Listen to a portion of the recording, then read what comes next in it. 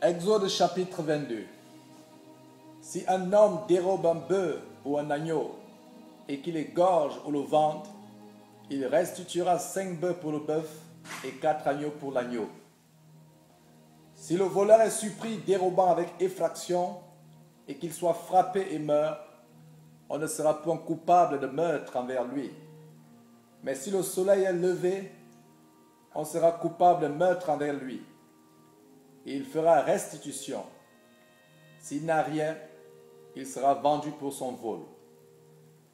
Si ce qu'il a dérobé, bœuf, âne ou agneau, se trouve encore vivant entre ses mains, il fera une restitution au double. Si un homme fait du dégât dans un champ ou dans une vigne, et qu'il laisse son bétail paître dans le champ d'autrui, il donnera en dédommagement le meilleur produit de son champ et de sa vigne. Si un feu éclate et rencontre des épines, et que du blé en gerbe ou sur pied, ou bien le champ soit consumé, celui qui a causé l'incendie sera tenu à un dédommagement. Si un homme donne à un autre de l'argent ou des objets à garder, et qu'on les vole dans la maison de ce dernier, le voleur fera une restitution au double dans le cas où il serait trouvé. Si le voleur ne se trouve pas, le maître de la maison se présentera devant Dieu pour déclarer qu'il n'a pas mis la main sur le bien de son prochain. Dans toute affaire frauduleuse concernant un bœuf, un âne, un agneau, un vêtement ou un objet perdu, au sujet duquel on dira « c'est cela », la cause des deux parties ira jusqu'à Dieu.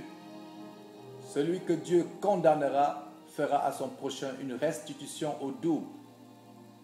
Si un homme donne à un autre un âne, un bœuf, un agneau ou un animal quelconque à garder, et que l'animal meurt, se casse un membre ou soit enlevé sans que personne l'ait vu, le serment au nom de l'Éternel interviendra entre les deux parties, et celui qui a gardé l'animal déclarera qu'il n'a pas mis la main sur le bien de son prochain.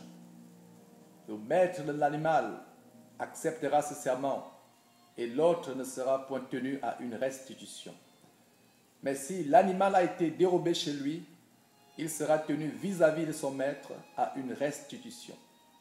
Si l'animal a été déchiré, il le produira en témoignage, et il ne sera point tenu à une restitution pour ce qui a été déchiré. Si un homme emprunte à un autre un animal, et que l'animal se casse un membre ou qu'il meurt en l'absence de son maître, il y aura lieu à restitution. Si le maître est présent, il n'y aura pas lieu à restitution. Si l'animal a été loué, le prix du louage suffira. Si un homme séduit une vierge qui n'est point fiancée et qu'il couche avec elle, il payera sa dot et la prendra pour femme. Si le père refuse de la lui accorder, il payera en argent la valeur de la dot des vierges. Tu ne laisseras point vivre la magicienne. Quiconque couche avec une bête sera puni de mort. Celui qui offre des sacrifices à d'autres dieux qu'à l'Éternel seul sera voué à l'extermination.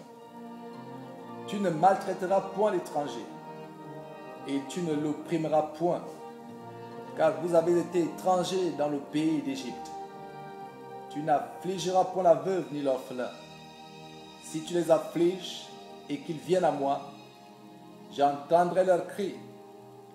Ma colère s'enflammera et je vous détruirai par l'épée. Vos femmes deviendront veuves et vos enfants orphelins. Si tu prêtes de l'argent à mon peuple, au pauvre qui est avec toi, tu ne seras point à son égard comme un créancier. Tu n'exigeras de lui point d'intérêt.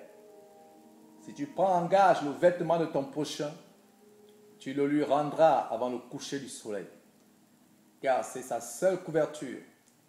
C'est le vêtement dont il s'enveloppe le corps. Dans quoi coucherait-il? S'il crie à moi, je l'entendrai, car je suis miséricordieux. Tu ne maudiras point Dieu, et tu ne maudiras point le prince de ton peuple. Tu ne différeras point de m'offrir les prémices de ta moisson et de ton vendange. Tu me donneras le premier-né de tes fils. Tu me donneras aussi le premier-né de ta vache et de ta brebis. Il restera 7 jours avec sa mère. Le 8e jour, tu me le donneras. Vous serez pour moi des hommes saints. Vous ne mangerez point de chair déchirée dans les champs. Vous la jetterez aux chiens.